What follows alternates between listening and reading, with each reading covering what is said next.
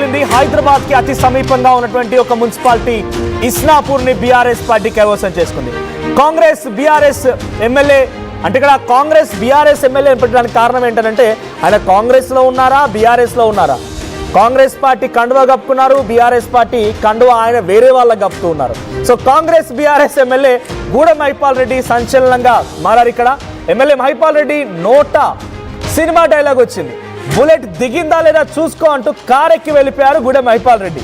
పరోక్షంగా కాంగ్రెస్ స్థానిక నేతలను ఉద్దేశించి వ్యాఖ్యలు చేసినట్టు తెలుస్తోంది. పటాన్చెరు నియోజకవర్గంలోని 5 మున్సిపాలిటీల్లో కూడా బీఆర్ఎస్ పార్టీ క్లీన్ స్వీప్ చేసింది. బీజేపీ మద్దతుతో ఇస్నాపూర్ మున్సిపాలిటీలను దక్కించుకుంది బీఆర్ఎస్ పార్టీ. సో బుల్లెట్ దిగిందా లేదా అన్నారంట ఆయన. మరి ఆ బుల్లెట్ ఎవరు దించారు, ఎవరికి దించారు? మరి గతంలో ఆయన బీఆర్ఎస్ పార్టీ నుంచి కాంగ్రెస్ పార్టీ కండువా కప్పుకున్న సమయంలో ఆయన ఎందుకు కండువా కప్పుకోవాల్సి వచ్చింది? అప్పుడు బుల్లెట్కి భయపడ్డారా? ఇప్పుడు దించడం కోసం అప్పుడు ఆయన కప్పుకున్నారా? ఇలా అనేక అనుమానాలు ఉన్నాయి. ఒకసారి డైరెక్ట్గా ఆయన నోటి వెంట విందాం బుల్లెట్ దిగిందా లేదా అనేది. ఒకసారి ఆ గూడెం మహిపాల్ రెడ్డి నోటి నుంచి బుల్లెట్ అనే పదం విందాం. బుల్లెట్ దిగిందా లేదో చూసుకో. బుల్లెట్ దిగిందా లేదో చూసుకో. బుల్లెట్ దిగిందా లేదో చూసుకో. బుల్లెట్ దిగిందా లేదో చూసుకో.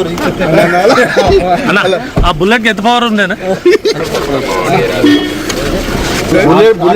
బుల్లెట్ దిగిందా లేదో చూసుకో. బుల్లెట్ దిగిందా లేదో చూసుకో.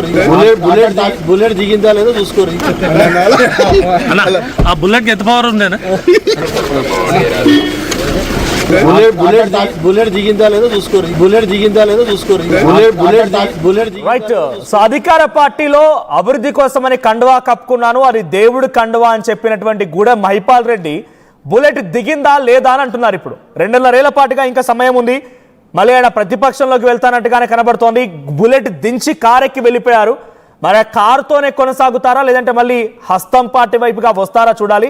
మరి బుల్లెట్ దిగిందా లేదా అని చెప్తున్నటువంటి ఆయనకి అధికార పార్టీ మళ్ళీ ఏ రకంగా చూసుకుంటుంది, అధికార పార్టీ ఎలా ట్రీట్ చేస్తుంది? గతంలో ఈడీ రైట్స్ జరిగాయి, ఆయన సోదరుడిని అరెస్ట్ చేశారు, ఆయన సంబంధించి కబ్జాల విషయం బయటకు వచ్చింది, క్రషర్ని మూసివేయించారు.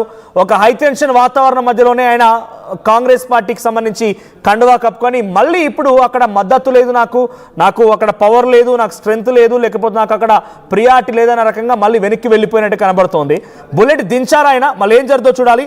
సో ఒక్కసారి నాతో పాటుగా మేనేజింగ్ ఎడిటర్ మౌలి గారు మళ్ళీ జాయిన్ అయ్యారు. సో మౌలి సార్, ఎలా చూడాలి? ఇప్పుడు బుల్లెట్ దిగిందా అంటున్నారు గూడెం మహిపాల్ రెడ్డి. సో గూడెం మహిపాల్ రెడ్డి బుల్లెట్ దిగిందా అనేటువంటి దానికి నెక్స్ట్ సమాధానం ఏం దొరుకుతుంది అనుకోవాలి పొలిటికల్గా? నిజానికి బుల్లెట్ దిగిందా అనే ఈ మాట అక్కడ స్థానికంగా ఉన్న స్థానిక నాయకులు నీలం మధు దగ్గర నుంచి కాటా శ్రీనివాస్ దగ్గర నుంచి మన ముఖ్యమంత్రి రేవంత్ రెడ్డి దాకా అందరినీ ఉద్దేశించి చెప్పినట్టుగా మనం చూడాలి. నిజానికి గూడెం మహిపాల్ రెడ్డి చాలా హోప్స్తో చాలా ఆశలతో బీఆర్ఎస్లో గెలిచినప్పటికీ కూడా అంటే అతనికి చాలా అక్కడ క్రషర్ మిషన్స్ ఉన్నాయి, చాలా కాంట్రాక్ట్లు ఉన్నాయి, ఇవన్నిటి విషయంలో తనకు మేలు జరుగుతుంది, లాభం జరుగుతుంది అధికార పార్టీలో ఉంటే అనే ఉద్దేశంతో ఆయన కాంగ్రెస్ పార్టీలో చేరారు.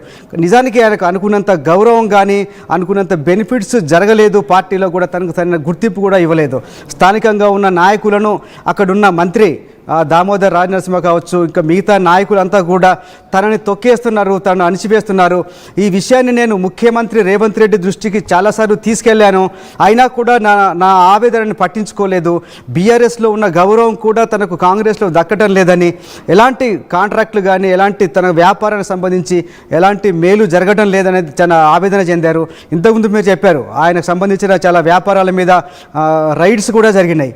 ఇలాంటప్పుడు నేను కాంగ్రెస్లో ఉండటం వల్ల ఉపయోగం ఏంటి, తనను తీవ్రంగా ఒక రకంగా అవమానిస్తున్నారనే విషయం చాలాసార్లు మనం కూడా చాలా ఎక్స్క్లూజివ్ కూడా మన ఆర్టీవీతో మాట్లాడిన సందర్భంలో కూడా తన ఆవేదనను వ్యక్తం చేశారు గూడెం మహిపాల్ రెడ్డి. తనకు ఎలాంటి బెనిఫిట్స్ లేకపోను, తన వ్యాపారాలకు ఎలాంటి మేలు జరగకపోను, పార్టీలో తనను అవమానిస్తున్నారు, తనకు సరైన గుర్తింపు ఇవ్వటం లేదు, ఎమ్మెల్యేనైనా తనను చాలా మీటింగ్లకు పిలవకుండా ఎమ్మెల్యేలుగా పోటీ చేసి ఓడిపోయిన నాయకులకి పెద్దపీట వేస్తున్నారని, కాంగ్రెస్ పార్టీలో ఉండే స్థానిక నాయకులను తనకు వ్యతిరేకంగా రెచ్చగొట్టి వాళ్ళను ప్రమోట్ చేస్తున్నారని చాలా తీవ్రంగా ఆవేదన వ్యక్తం చేశారు. ఇదే పార్టీలో ఉంటే కాంగ్రెస్ పార్టీలో ఉంటే ఫ్యూచర్లో తనకు కాంగ్రెస్ టికెట్ దొరకడం కూడా అనుమానమే అనే ఒక భయం ఆయనలో ఉంది గూడెం మహిపాల్ రెడ్డిలో. మధు ఉన్నాడు లైవ్లోకి వెళ్దాం. సో మధు, ఇస్నాపూర్ మున్సిపాలిటీకి సంబంధించి ఇటు రఘునందన్ రావు అండ్ గూడెం మహిపాల్ రెడ్డి ఇద్దరు కీలకమయ్యారు. వాళ్ళ ఎక్స్-అఫీషియో ఓట్ని వినియోగించుకున్నారు. ఆ ఎక్స్-అఫీషియో ఓట్ ద్వారా ఇప్పుడు ఇస్నాపూర్ మున్సిపాలిటీని కైవసం చేసుకున్నారు. ఇప్పుడు ఏంటి, గూడెం మహిపాల్ రెడ్డి బుల్లెట్ దిగిందా అంటున్నారు, ఎవరికి దించారు? అటు డైరెక్ట్గా కాంగ్రెస్ పార్టీ నాయకత్వం అంటున్నారా, స్థానిక నాయకులు అంటున్నారా, డైరెక్ట్గా సీఎం రేవంత్ రెడ్డిని టార్గెట్ చేశారనుకోవాలా? ఒక మున్సిపాలిటీ కోసం మళ్ళీ ఆయన బుల్లెట్ దించి కారెక్కి వెళ్ళిపోయారు. కారుతో కంటిన్యూ అవుతారా, మళ్ళీ హస్తం వైపుగా అడుగు వేసే అవకాశం ఉంది? ఏం జరగవచ్చు? ఎగ్జాక్ట్లీ, నిజంగానే ఇందాక అనూహ్య పరిణామమే ఇది. మొదట్లో ఆయన స్టేట్మెంట్ చేశారు బీఆర్ఎస్ అభ్యర్థుల్ని గెలిపించాలని. దాంట్లో భాగంగానే పటాన్ చెరువును దాదాపు క్లీన్ స్వీప్ చేసినటువంటి సిచ్యువేషన్. గుమ్మడిదల, గడ్డపోతారం, ఇంద్రేశం, తర్వాత జిన్నారం, ఇప్పుడు ఇస్నాపూర్, మొత్తం 5 మున్సిపాలిటీలను క్లీన్ స్వీప్ చేశారు. మొత్తం అన్నిట్లో బీఆర్ఎస్ జెండా ఎగురుతున్నటువంటి సిచ్యువేషన్. సో గతంలో ఆయన స్టేట్మెంట్ చేశారు, దానికి స్టిక్ ఆయన ఉన్నటువంటి పరిస్థితి బీఆర్ఎస్ అభ్యర్థుల్ని గెలిపించాలని. దానికంటే ముందుగా కేసీఆర్ ఎప్పుడైతే ఫోన్ ట్యాపింగ్ వ్యవహారంలో అటెండ్ అవ్వడానికి వచ్చారో, గూడెం మహిపాల్ రెడ్డి తరఫు నుంచి గూడెం మహిపాల్ రెడ్డి తమ్ముడు మధుసూదన్ రెడ్డి కేసీఆర్ని కలిశారు, హరీష్ రావుని కలిశారు. సో దాదాపు అప్పుడే డీల్ ఓకే అయింది. కేటీఆర్ను కలిసి నెక్స్ట్ కేసీఆర్ని కలవాల్సి ఉండే, ఎన్నికల తర్వాత కలుద్దామనేటువంటి స్టేట్మెంట్ రావడంతో ఆగిపోయారు. అపాయింట్మెంట్ అప్పుడు ఇవ్వలేదు కేటీఆర్. సో ఇదంతా పక్కన పెడితే పటాన్ చెరువులో మొత్తం క్లీన్ స్వీప్ చేశారు. అక్కడ ఎమ్మెల్యే గూడెమే, కంటిన్యూగా 3 సార్లు ఎమ్మెల్యే ఆయన కాబట్టి అక్కడ పోటీ మిగతా జిల్లాలు, మిగతా నియోజకవర్గాల కంటే డిఫరెంట్ పోటీ. 3 పోటీ చేసిన అభ్యర్థులు 3 ఒకే పార్టీలో మొన్నటిదాకా ఉన్నటువంటి పరిస్థితి. ఇప్పుడు గూడెం డిఫర్ అవుతా ఉన్నారు. బీఆర్ఎస్ పంచన చేయడానికి రంగం సిద్ధం చేసుకున్నటువంటి పరిస్థితి. గూడెం మహిపాల్ రెడ్డి స్టేట్మెంట్ డైరెక్ట్గా బుల్లెట్ దిగిందా అనేటువంటి డైరెక్ట్గా ముఖ్యమంత్రి రేవంత్ రెడ్డికి. ఎందుకంటే రీసెంట్గా నీలం మధు ముదిరాజ్ నీ పక్కన కూర్చోబెట్టుకొని ప్రెస్ కాన్ఫరెన్స్లో, చివరి ప్రెస్ కాన్ఫరెన్స్ ఎన్నికలు అయిపోయిన తర్వాత ఆయన ఢిల్లీకి వెళ్ళే కంటే ముందు రేవంత్ రెడ్డి నీలం మధు ముదిరాజ్ని పక్కన కూర్చోబెట్టుకొని ప్రెస్ కాన్ఫరెన్స్ నిర్వహించారు. తర్వాత ఇస్నాపూర్కు సంబంధించి మెజారిటీ గెలిచేటువంటి అవకాశం ఉన్నప్పటికీ కూడా బీఆర్ఎస్ తర్వాత బీజేపీ 2 ముందుకు వెళ్ళినటువంటి పరిస్థితి. ఎక్సాఫిషియో ఓట్తో కావచ్చు ఈ రకంగా గెలిచినటువంటి సిచ్యువేషన్. డైరెక్ట్గా కాంగ్రెస్ పార్టీకే డైరెక్ట్గా ఆయన వార్నింగ్ ఇచ్చినట్టుగా కనిపించింది గూడెం మహిపాల్ రెడ్డి మాట. నెక్స్ట్ ఫ్యూచర్లో ఎట్లా ఉంటుందనేటువంటిది చూడాలి రాజకీయ పరిణామాలు. కానీ ప్రస్తుతం గూడెం మహిపాల్ రెడ్డి చేసినటువంటి స్టేట్మెంట్ బుల్లెట్ దిగిందా లేదా అనేటువంటిది కాంగ్రెస్ పార్టీ దృష్టిలో పెట్టుకొని, ముఖ్యంగా అక్కడ ఉన్నటువంటి కాటా శ్రీనివాస్ గౌడ్, నీలం మధు ముదిరాజ్తో పాటు డైరెక్ట్గా రేవంత్ రెడ్డిని ఉద్దేశించి మాట్లాడినట్టుగా కనిపిస్తూ ఉంది. ఇందాక చెప్పినట్టు ఎన్నికలు అయిపోయిన వెంటనే ముఖ్యమంత్రి నీలం మధు ముదిరాజ్ను పక్కన కూర్చోబెట్టుకొని ప్రెస్ కాన్ఫరెన్స్ నిర్వహించారు.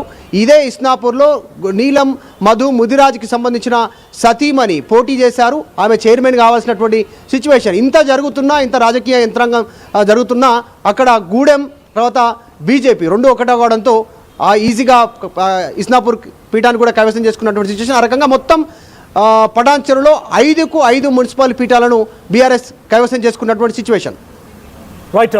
So thank you Madhu. So మొత్తంగా మెదక్కు సంబంధించినటువంటి కీలకమైన నియోజకవర్గం పటాన్ చెరువు, ఇండస్ట్రియల్ హబ్ అది. సో ప్రయత్న చుట్టూ ఇండస్ట్రీస్ ఉన్నాయి. సో అక్కడ గూడెం మహిపాల్ రెడ్డి మొన్న మధ్య కూడా చాలా ఉత్కంఠభరితమైనటువంటి అసెంబ్లీ ఎన్నికల పోరులో నుంచి బయటపడ్డారు.